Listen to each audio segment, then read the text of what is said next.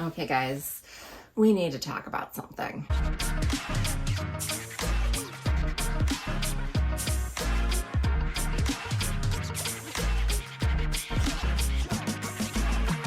Hey guys, it's Jess from She's the Past. Welcome back. And today I have just another little chit chat video for you. I have something that we're going to discuss, some warnings I have for you all there when it comes to pre-love luxury. I make videos every Sunday, Wednesday, and Friday, so please remember to hit subscribe below and ring my bell so we can become best friends here on the internet. Please hang up and try again. Okay guys, I have another interesting video for you. I was actually given this article to look over by Sam from Bargain Hunting Blonde. She said, I think this would be great for you to share on your channel, so I really appreciate it. Again, I'm going to be sharing all my opinion. I'm going to be sharing you items that are on the internet that were posted, so that goes under the fair use law. But I'm only going to show little clips of it, but I'll make sure to put the full article down below for you to read and look at.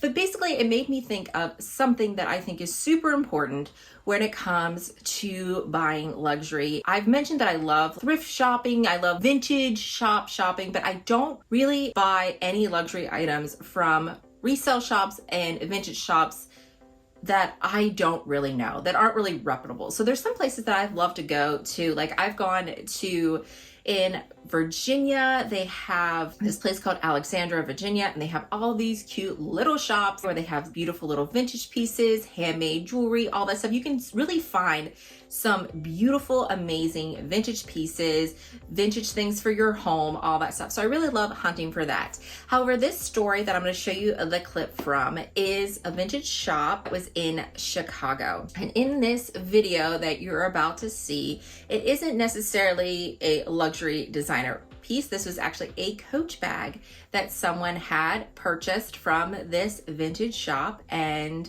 this particular vintage shop does not do returns. However, this girl, she bought this Coach bag, she got back, and then she found out that it was a fake Coach bag. So she figures that her coming to the store, that they would reimburse her because they sent her, that she purchased a fake bag. And the way she was treated and how the shop handled this is pretty interesting and ugly. Let's take a look. I understand you don't have a return policy. We're recording this for my social media.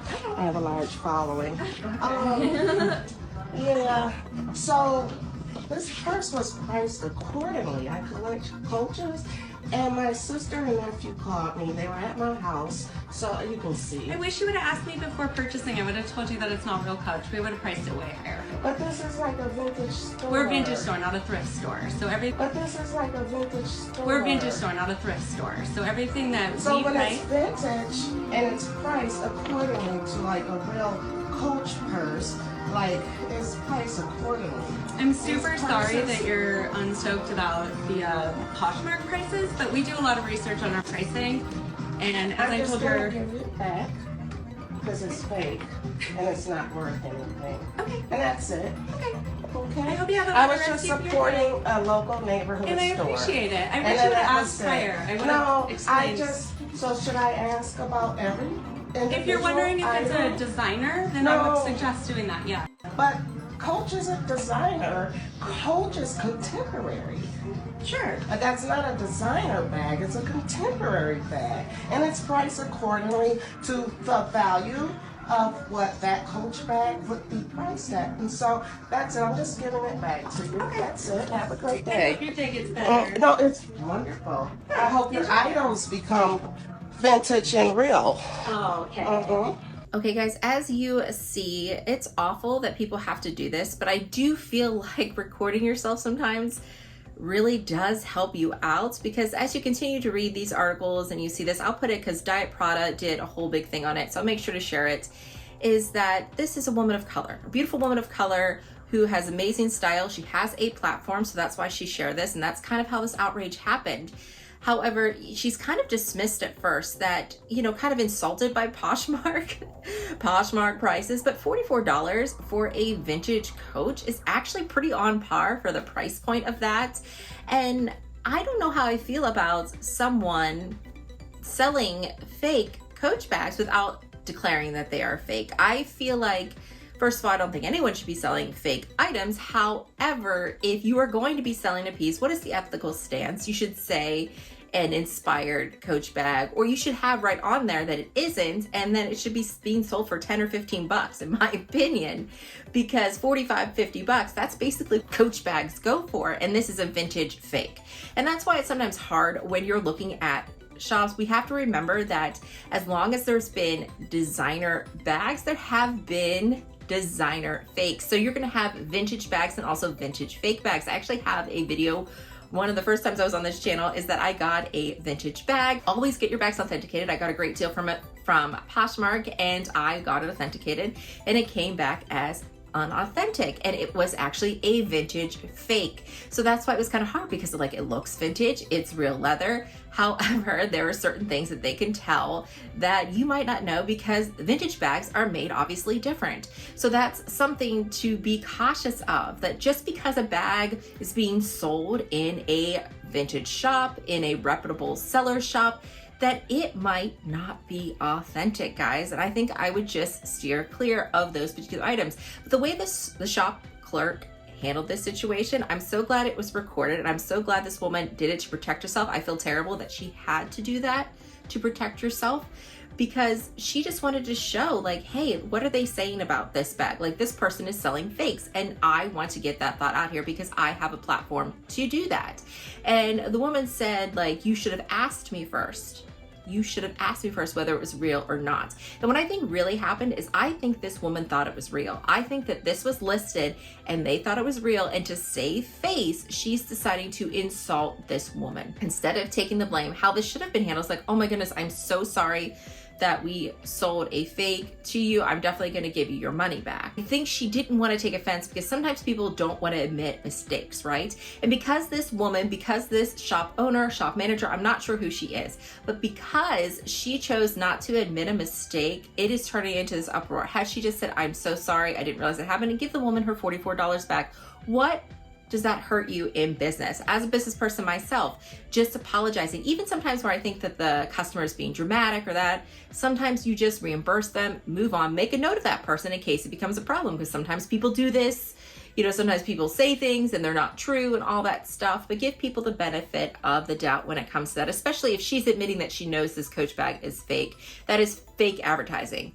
In my opinion, if you're on there saying, buy this Coach bag, you have to say, buy this replica bag, buy this. You have to morally say whether it is or not. So I think that this woman was just trying to save face. I know I can't put thoughts in people's mouth, but I have a feeling if I would have walked into that shop in comparison to this woman, I might have been treated a little bit differently. However, I don't know. This is all my opinion, but I'm just stating some things here, and it's okay to point out this stuff. I think it needs to be pointed out. I should speak out when I see something is wrong, and I feel like this whole situation, I mean, regardless of color, is wrong, but I have a feeling that this woman was treated a certain way when she was trying to belittle her on her knowledge of things. And you should never have to question, but I actually went to a vintage shop and I saw a vintage Fendi bag and I was interested in it. However, I wasn't really sure about vintage Fendi.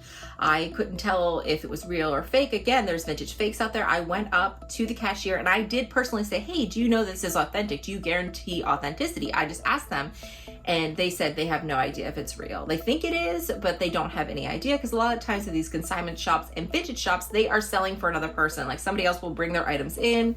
There's a number on it. If you notice, like when you're doing those vintage shops, that it's not necessarily that store that is selling it. It is somebody that is consigning that item with them, and they sell it on their behalf. So I have a feeling that that woman was upset because it would be a direct loss to the store, because they probably already paid out the person that had sold that particular item. So they were just trying to save, and they didn't want to be out the $44, which is ridiculous in my opinion, because now they are in an uproar. So this is just a PSA. I just kind of wanted to show you guys, and how this woman handled herself.